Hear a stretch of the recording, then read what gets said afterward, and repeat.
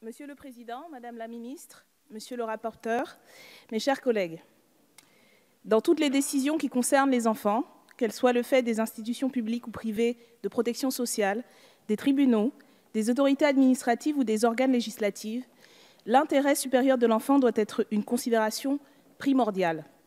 Ceci est l'article 3.1 de la Convention internationale des droits de l'enfant qui date de 1989. La notion d'intérêt supérieur de l'enfant s'est développée suite à l'évolution de l'image de nos sociétés et du droit à l'égard de l'enfant. En 1902, la conférence de La Haye place l'intérêt supérieur de l'enfant au premier plan. En 1924, c'est la déclaration de Genève qui met en avant l'idée que le devoir de l'adulte est de protéger les enfants. En 1959, la déclaration des droits de l'enfant reconnaît l'enfant comme ayant des droits, la notion d'intérêt supérieur étant clairement évoquée dans son principe 2.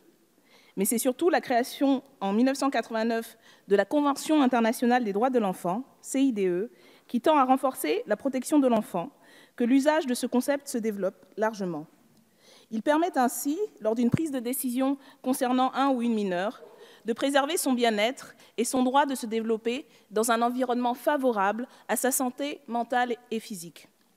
Les autorités judiciaires ou administratives des États ayant ratifié la CIDE ont pour obligation de prendre en considération cet intérêt supérieur de l'enfant lors de toute prise de décision officielle le ou la concernant. Dans la pratique, la personne qui prend la décision le fait en fonction de ce qu'elle a évalué comme étant l'intérêt de l'enfant au moment présent ou dans une perspective future. Selon l'article 9 de la CIDE, un enfant a le droit de vivre avec ses parents. Cependant, il peut être séparé sous décision judiciaire pour autant que cette décision soit prise dans le respect de son intérêt supérieur. Cette situation peut se présenter lorsque le bien-être de l'enfant et la stabilité de son environnement sont remis en cause ou dans des cas plus graves de négligence, de maltraitance familiale. C'est le principe qui prévaut dans les procédures de placement, de séparation, de divorce ou d'adoption ou lors de mesures relatives à la privation de liberté. C'est donc en vertu de ce principe que sont rendues aujourd'hui en France les décisions de justice concernant la garde et les résidences des enfants dans le cadre des séparations des parents. C'est également guidé par ce principe que la majorité des parents se met aujourd'hui d'accord pour faire passer l'intérêt de leurs enfants avant leur propre désaccord, rancœur ou souffrance. Rappelons ici quelques faits et quelques chiffres qui ont été déjà évoqués, mais qu'il est important de rappeler de nouveau. Selon l'étude déjà citée du ministère de la Justice, réalisée par le pôle évaluation de la direction des affaires civiles, la résidence principale chez l'un des parents, la mère, quand il s'agit d'un couple hétérosexuel, est le plus fréquemment prononcée dans 71% des situations, car c'est le mode de résidence le plus sollicité par les parents séparés. La résidence alternée, dont la proportion a progressé, passant de 10% en 2003 à 17% en 2012, reste un mode de résidence moins prononcé par les juges, car moins sollicité par les parents. La résidence chez le père, dans le cas de couples hétérosexuels, est prononcée dans 12% des situations et chez un tiers dans 0,1%. Quels sont les facteurs à l'origine de ces décisions? Tout d'abord, le fait que les parents sont d'accord sur la résidence des enfants dans environ 80% des cas de figure. Dans 9%, l'un des membres n'a pas exprimé de demande. Les parents qui sont en désaccord sur la résidence des enfants représentent environ 10% des cas de figure. Et dans les situations de désaccord, les juges fixent une résidence chez la mère pour 63% des enfants et chez le père pour 24% des enfants. On notera, comme cela a déjà été fait, que le juge fixe 2 fois plus de résidence chez le père que dans les situations d'accord entre les parents. Voilà donc la réalité pour la très grande majorité des enfants et de leurs familles. Même dans les cas de séparation difficiles, c'est l'intérêt de l'enfant qui prime. Et nous devrions tous et toutes nous en féliciter. La résidence alternée ou partagée, pour satisfaisante qu'elle soit, dans son principe, lorsqu'elle choisit dans un cadre de consensus parental et adapté à l'âge et à l'autonomie des enfants, ne peut à l'évidence constituer une solution généralisable à toutes les situations. Le rapport du ministère de la Justice indique ainsi très clairement que les rejets de résidence alternée sont largement motivés par l'intérêt de l'enfant. Nous ne nous opposons donc pas à cette proposition de loi au motif que nous serions contre la résidence alternée ou partagée, bien au contraire. Nous sommes beaucoup, au sein de la France Insoumise ou même au sein de cet hémicycle, j'en suis sûre, à avoir eu, en tant qu'enfant ou avoir aujourd'hui en tant que parents des trajectoires familiales parfois compliquées, pour lesquelles la résidence partagée nous ont permis ou nous permettent aujourd'hui de préserver le bien-être et le droit des enfants à se développer dans un environnement favorable. Mais ce n'est objectivement pas le cas pour tous les enfants et toutes les familles. Voilà pourquoi nous sommes opposés à cette proposition de loi. Parce qu'elle va à l'encontre des faits, des réalités pour la très grande majorité, des choix consensuels des parents ou des décisions de justice qui privilégient cet intérêt supérieur de l'enfant. Non seulement cela, mais en plus, loin de favoriser l'égalité entre les femmes et les hommes, elle risque d'aggraver les inégalités, notamment économiques, entre parents, voire entraîner plus de souffrances, plus de complications et plus de violences émotionnelles et physiques. Cette proposition de loi est une mauvaise proposition pour de nombreuses raisons. La première, c'est bien celle que j'ai évoquée précédemment. La remise en cause de l'intérêt supérieur de l'enfant, qui actuellement est au fondement de la décision des juges. Lors d'une séparation, les enfants sont souvent au cœur de situations douloureuses. Il est alors nécessaire d'assurer de la souplesse dans l'office des juges, notamment quand le couple est en conflit, afin d'assurer la sérénité et la sécurité des enfants. Mettre en place, comme le propose cette proposition de loi, un caractère automatique de la résidence alternée ne répondrait en fait qu'à des demandes très minoritaires.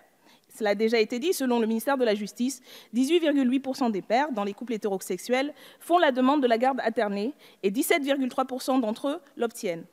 Ainsi, seuls 1,5% des pères ont une décision de justice qui va à l'encontre de leurs souhaits. Dans cette minorité de cas, quand il existe un désaccord ou un conflit grave, c'est le ou la juge qui prend une décision en tenant compte de tous les éléments des dossiers, et ce, au cas par cas. Alors pourquoi remettre en cause le fonctionnement d'une procédure qui satisfait la grande majorité des familles? Pourquoi vouloir faire de l'exception la règle? Ces 1,5% de demandes non satisfaites pour une des parties justifierait-il de porter le discrédit sur les décisions de justice et de réduire l'office des magistrats et des magistrates? Pourquoi décider à la va-vite, un peu sur un coin de table, comme on l'a vu avec les discussions en commission des lois, de brutaliser les dispositions du Code civil qui fonctionnent à peu près correctement et par là même bouleverser l'équilibre des familles? Cette volonté de forcer les couples et les magistrats et magistrates à ignorer l'intérêt supérieur de l'enfant n'est absolument pas la bonne manière pour favoriser un environnement apaisé pour les familles ou pour faire avancer l'égalité entre femmes et hommes.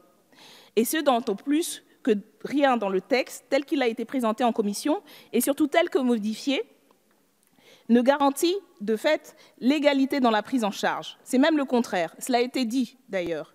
Dans un amendement présenté en commission, l'exposé des motifs est clair à ce propos. Cet amendement, je cite, a pour objet de préciser que le principe de double résidence n'emporte pas systématiquement une égalité de temps passé chez chacun des parents. Alors, soyons clairs, nous pensons, comme d'autres l'ont dit, que l'intérêt supérieur ne permet pas, dans tous les cas, à ce qu'il y ait une égalité de temps. Mais en même temps, en précisant que le temps entre les anciens et anciennes partenaires du couple peut être complètement différent, vous ne résolvez rien en matière de partage des tâches, puisque la résidence pourra être dite alternée, alors même qu'un enfant pourra passer un jour par an ou quelques jours chez l'un des parents et le reste du temps chez l'autre. Où est l'égalité et la coresponsabilité réelle dans les actes, dans les pratiques, avec ce type de mesures? D'autre part, en créant le principe de double résidence, vous créez en réalité le principe de double résidence fiscale. Même si ce n'était peut-être pas l'objectif de départ de cette proposition, le résultat très concret n'est pas du tout de partager à temps égal la résidence des enfants, mais plutôt de partager de façon égale les parts fiscales et les allocations familiales. D'ailleurs, d'une certaine manière, Madame la Ministre l'a reconnu en montrant que ce n'était pas encore très clair sur la manière dont on pouvait avancer à ce niveau-là, et aucune étude n'a été faite sur ce sujet. Cette mesure est d'autant plus problématique que les familles monoparentales dont le parent est souvent la mère et qui, pour un tiers d'entre elles, vivent en dessous du seuil de pauvreté, vont être d'autant plus impactées. Elle risque d'entraîner encore plus de précarité et une paupérisation de ces foyers, alors même que les dispositifs pour assurer le recouvrement des pensions alimentaires, dont près de la moitié ne sont pas versées ou le sont en retard, sont aujourd'hui défaillants. Car qui dit double domiciliation dit baisse, voire disparition de la pension alimentaire. Cette pension est attribuée dans 83% des cas de résidence chez la mère, mais seulement dans 23% des cas si les enfants sont en résidence alternée. Cette baisse peut sembler logique à première vue en cas de partage égalitaire du temps de garde. Mais on sait que les femmes en couple ont en moyenne un revenu nettement inférieur à celui de leur conjoint, 42% inférieur en 2011 selon l'INSEE, et que les séparations aggravent cette situation inégalitaire pour les femmes. Après une séparation, rupture, pax ou divorce, le niveau de vie des femmes baisse de 14,5% en moyenne, celui des hommes augmente de 3,5%. Mais une des dimensions les plus graves et dangereuses de cette proposition de loi, c'est que dans des situations de violence conjugale ou familiale, elle pourrait donner un moyen de pression aux parents violents pour intimider l'autre parent, lui permettant d'effectuer un chantage sur la garde des enfants et de poursuivre son emprise émotionnelle et financière. N'oublions pas les témoignages des femmes victimes de violences qui indiquent que le facteur économique est un des obstacles majeurs qui les empêche de quitter leur conjoint violent. Il ne s'agit malheureusement pas de situations rarissimes. Selon l'Observatoire des violences faites aux femmes, 225 000 femmes sont victimes de violences au sein de leur couple au cours d'une année. 123 ont été tuées par leur partenaire ou ex-partenaire en 2016, soit une femme tous les 3 jours. Et 25 enfants mineurs ont été tués par l'un des parents dans un contexte de violence au sein du couple. À l'issue d'une enquête sur les femmes tuées par leur compagnon ou ex, le journal Libération a montré que la plupart des meurtres avaient lieu au domicile ou à proximité et dans le contexte de séparation ou au moment de l'officialisation de la rupture. Le moment de passation des enfants est également à risque, soulignent les journalistes. Alors que les violences faites aux femmes sont un sujet majeur et qu'un plan d'urgence pour le quinquennat vient d'être annoncé, cette proposition de loi va à rebours de toutes les recommandations des organisations de défense des droits. Une tribune datée d'hier de 11 associations le signale. Une femme sur 10 est victime de violences conjugales et ces violences constituent aussi des violences à l'encontre des enfants.